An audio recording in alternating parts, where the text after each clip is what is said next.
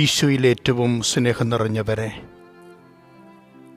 ഉയിർപ്പ് കഴിഞ്ഞു വരുന്ന രണ്ടാമത്തെ ഞായറാഴ്ച കരുണയുടെ ഞായറാഴ്ച എന്നാണ് വിളിക്കപ്പെടുന്നത്. ഒരു കരുതലിൻ്റെ, കരുണയുടെ സുവിശേഷം നമ്മുടെ കാതുകളിൽ പതിക്കുന്നുണ്ട്. ലോകം മുഴുവനും ഒരു മനുഷ്യനിലേക്ക് ഉറ്റുനോക്കി സങ്കടത്തോടെ യാത്രാമൊഴി നൽകിയ ദിനങ്ങളായിരുന്നു ഇത്. കണ്ണുനീരോടുകൂടി, കരുണയോടുകൂടി ലോകത്തെ ചേർത്ത് പിടിച്ച, ഏറ്റവും വിശുദ്ധി നിറഞ്ഞ ജീവിതം വഴി മാതൃക നൽകിയ, വാക്കുകൾ മാത്രമല്ല പ്രവൃത്തികൾ കൊണ്ടുപോലും അത് സാധൂകരിച്ച് കരുണ നൽകി ലോകത്തെ ഏറ്റവും കൂടുതൽ കരുത്തു പകർന്ന പരിശുദ്ധ ഫ്രാൻസിസ് പാപ്പായ്ക്ക് ലോകമൊന്നടങ്കം ഹൃദയത്തോട് ചേർത്ത് വെച്ച് ആദരവ് നൽകി, യാത്രയപ്പ് നൽകി. ആ സങ്കടത്തിൽ നമ്മൾ പങ്കുചേരുകയാണ് പ്രാർത്ഥനാപൂർവം. കരുണ ഒരിക്കലും അവസാനിക്കുന്നില്ല. അത് വിശ്വാസി ജീവിതത്തിൻ്റെ കരുത്തായി രൂപപ്പെടുകയാണ്. മനുഷ്യൻ്റെ ജീവിതത്തിൻ്റെ ഹ്രസ്വമായ ആഗ്രഹങ്ങളിൽ പോലും എന്തുമാത്രം കരുതലുള്ളവനായി ക്രിസ്തു മാറുന്നുണ്ട്. കൂട്ടത്തിലില്ലാത്ത പേരിൽ പലപ്പോഴും നഷ്ടപ്പെട്ടു പോകുന്ന നന്മകളോ ആനുകൂല്യങ്ങളോ അതനുഭവിക്കാൻ യോഗമില്ല എന്ന് പറഞ്ഞ് നിരാശപ്പെട്ടു പോകുകയല്ല.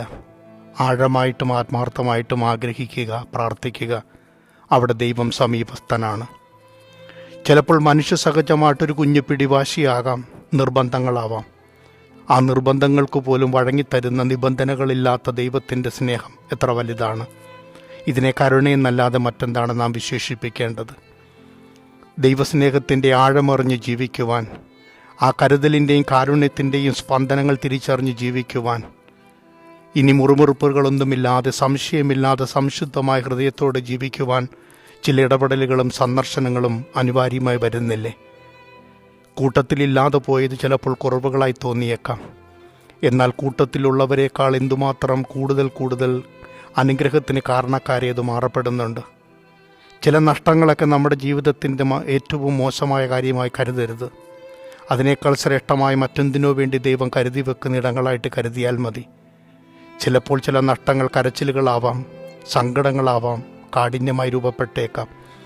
അപ്പോഴൊക്കെ അതിനേക്കാൾ എന്തോ കാര്യം ജീവിതത്തിൽ സംഭവിക്കുവാനുണ്ടെന്ന് നമ്മളെ തന്നെ പറഞ്ഞു ഓർമ്മപ്പെടുത്തുന്ന ഒരു വചനഭാഗമാണ് വിശുദ്ധ തോമസ് അപ്പോസ്തലൻ്റെ സംശയം കൊണ്ട് സംശുദ്ധമായ ജീവിതത്തിലേക്ക് വഴിതിരിക്കുന്ന അനുഭവങ്ങൾ.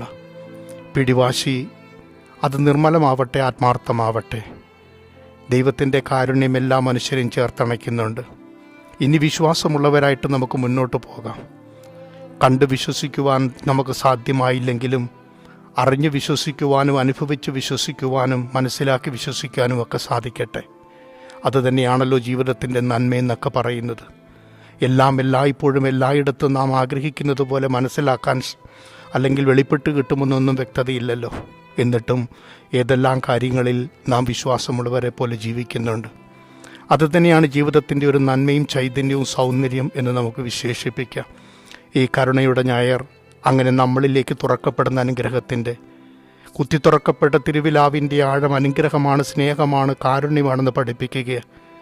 ആ കൈകാലുകളിലേറ്റ മുറിവുകളൊക്കെ നമുക്ക് വേണ്ടി ചിന്തപ്പെട്ട രക്തത്തിൻ്റെയും തുറക്കപ്പെട്ട സ്നേഹത്തിൻ്റെയും അടയാളമായി രൂപപ്പെടുകയാണ്. അത് നമ്മളെ കാരുണ്യത്തിൽ വളർത്തട്ടെ. കഠിനതകളില്ലാതെ, സംശയങ്ങളില്ലാതെ ജീവിക്കുവാൻ സഹായിക്കട്ടെ. ദൈവത്തിൻ്റെ സ്നേഹം നിത്യമാണ്. ഞാനങ്ങിൽ ആശ്രയിക്കുന്നുവെന്ന് ഇനിയും പറഞ്ഞ് ജീവിതത്തെ ഒന്ന് പരിവർത്തനപ്പെടുത്തുവാൻ ഇടവരട്ടെ എന്ന് പ്രാർത്ഥിക്കുന്നു. നമ്മളിൽ നിന്ന് വേർപിരിഞ്ഞു പോയ പരിശുദ്ധ ഫ്രാൻസിസ് പാപ്പായെ ഹൃദയത്തോട് ചേർത്ത് വെച്ച് പ്രാർത്ഥനയിൽ ഓർത്തുകൊണ്ട് ഈ കാരുണ്യത്തിൻ്റെ ഞായർ അനുഗ്രഹത്തിൻ്റെ ഞായറായി നമ്മൾ രൂപപ്പെടട്ടെ എന്ന് പ്രാർത്ഥിക്കുന്നു. ആമീൻ.